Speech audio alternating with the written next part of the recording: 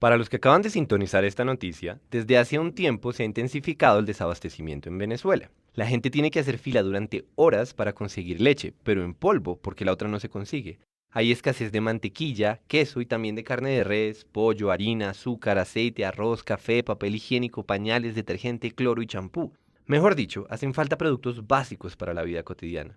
La pregunta es, ¿por qué? Algunos se refieren a los intentos de sabotaje por parte de los opositores. Otros culpan a Maduro como un líder mucho menos carismático y capaz que Hugo Chávez. Y como estas, hay muchas explicaciones. La caída del precio del petróleo, por ejemplo, es una noticia particularmente mala para Venezuela. Sin embargo, el verdadero problema, el estructural, es que Venezuela implementó una serie de medidas económicas y aunque estaban inspiradas en buenas intenciones, el tiro está saliendo por la culata. Pero antes de hablar de medidas económicas, pongámonos en contexto. Cuando los expertos dicen que la economía venezolana está fallando, la idea de fondo es que Venezuela, en lugar de economizar recursos, los desperdicia. Así de puntual es el problema. Pero, ojo, desperdicio no solo es botar agua o dejar la luz prendida. Desperdicio es usar los recursos en vano, cualesquiera que esos recursos sean. Tiempo, espacio, talento humano, conocimiento, no importa. El punto es que Venezuela, el país con la mayor reserva petrolera del mundo, está sufriendo de desabastecimiento porque hay 30 millones de personas que no logran coordinarse para ofrecer bienes y servicios, al menos no de forma eficiente. Entonces, si en efecto esto es lo que está pasando, busquemos la evidencia. Un buen lugar para comenzar es PDVSA, que es como Ecopetrol, pero en Venezuela. Por extraño que parezca, además de extraer petróleo y venderlo en el exterior, PDVSA importa alimentos para distribuirlos como parte de su misión de abastecer al pueblo venezolano. No es que esto esté mal en sí mismo, ni tampoco que este hecho pueda explicar el desabastecimiento, pero es muy diciente que una petrolera sea la entidad elegida para entregar alimentos. Ahora piensen en la burocracia en Venezuela. Por ejemplo, para importar productos hay que comprar dólares, pero resulta que en Venezuela el Estado es el que vende dólares y entonces hay que pasar por un proceso burocrático que puede durar meses antes de importar cualquier cosa. Por otra parte, las empresas nacionalizadas en este momento no producen ni una cuarta parte de lo que producían antes y en cambio se pasan su tiempo llenando formularios, solicitudes, informes y todo tipo de papeleo para poder hacer su trabajo. Para colmo, se han perdido toneladas de alimentos que se pudrieron en almacenes porque nadie los llevó a su punto de entrega. Eso sin mencionar la corrupción que se come en los recursos del país y las fallas de coordinación que hacen que todo sea más lento.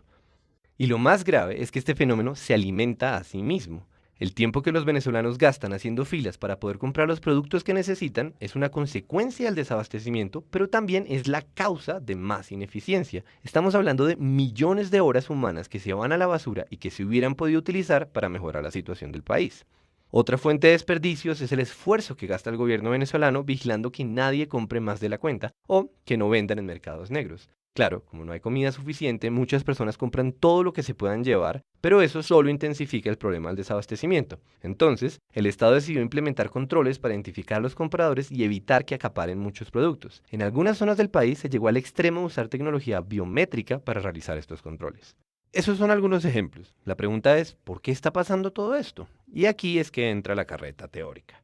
Coordinar los esfuerzos de millones de personas es algo que desborda las capacidades de cualquier grupo de funcionarios.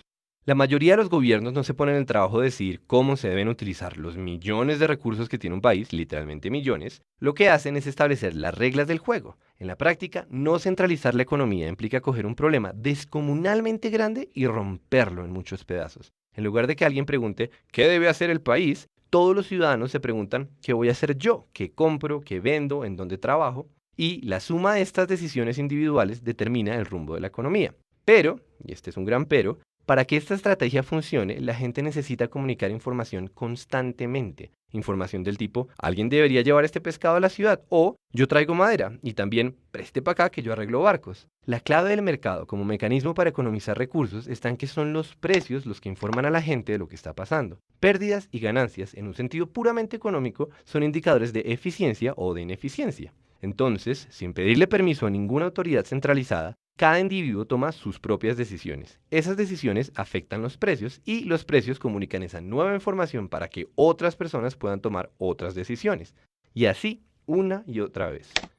El resultado global es que millones de personas trabajan, más o menos, de forma coordinada. Dicho todo eso, volvamos a Venezuela. Resulta que, en los últimos años, Venezuela pasó de tener una economía coordinada por precios a una economía centralizada. Aquí es que aparecen las medidas económicas. Lo primero fue ponerle un precio fijo a los productos que ahora escasean y ponerle un precio al dólar. Esto comenzó en el 2003. La idea era que todos los venezolanos, ricos o pobres, pudieran comprar los productos de la canasta familiar y que la moneda venezolana se mantuviera fuerte con respecto al dólar. Obviamente, el gobierno trató de fijar precios, comillas, justos, pero la gracia de los precios es que se adaptan a lo que está pasando mucho más rápido de lo que se puede enterar un funcionario del Estado. Y lo que está pasando, o lo que habría de pasar, fue inflación. Poco después de regular los precios, el gobierno venezolano invirtió enormes cantidades de dinero en políticas sociales, y esto generó un desbalance gigantesco en las cuentas. Por supuesto, el problema no son las políticas sociales, sino el desbalance. Básicamente, la plata que entraba por impuestos y ventas de petróleo no era suficiente para cubrir los gastos. La única alternativa para mantener ese modelo era imprimir más dinero, algo que los gobiernos hacen con cierta frecuencia. Sin embargo, cuando la cantidad de dinero en circulación aumenta y el número de bienes y servicios sigue siendo el mismo, se produce la famosa inflación. Los precios suben para ajustarse a la nueva realidad. La nueva realidad siendo, hay más billetes, pero sigue habiendo la misma cantidad de leche. Pero, como estaban controlados, en lugar de subir, los precios se convirtieron en cifras absurdas. Acto seguido, los productores y los distribuidores de alimentos empezaron a quebrarse y muchos se fueron del país porque el negocio dejó de ser rentable. La producción se cayó en cuestión de unos años. Entonces, el gobierno se dedicó a nacionalizar buena parte de las empresas, algunas porque quiso y otras porque había que subsidiar los costos de producción.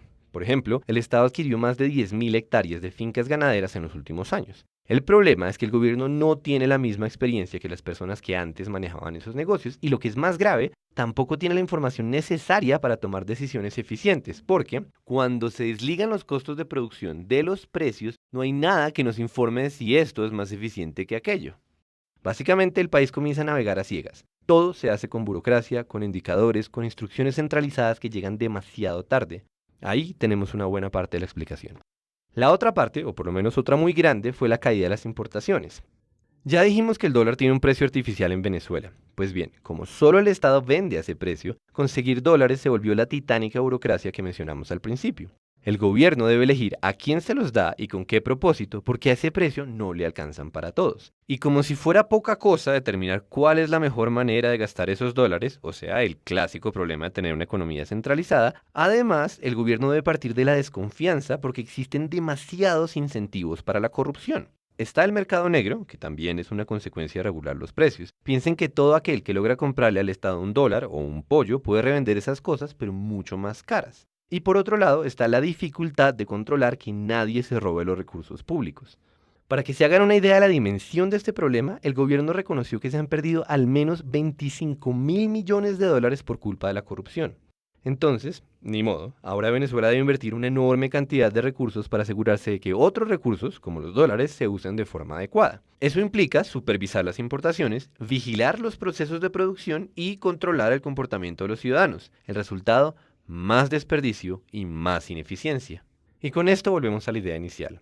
Como habrán notado, esta historia tiene una moraleja bastante reciclada a estas alturas del siglo XXI, y es que debemos distinguir entre los ideales que inspiran una serie de medidas económicas y las consecuencias de esas medidas, por ejemplo, el desabastecimiento. Después de todo, no son los ideales los que nos dan de comer, sino el modo en que usamos los recursos que tenemos.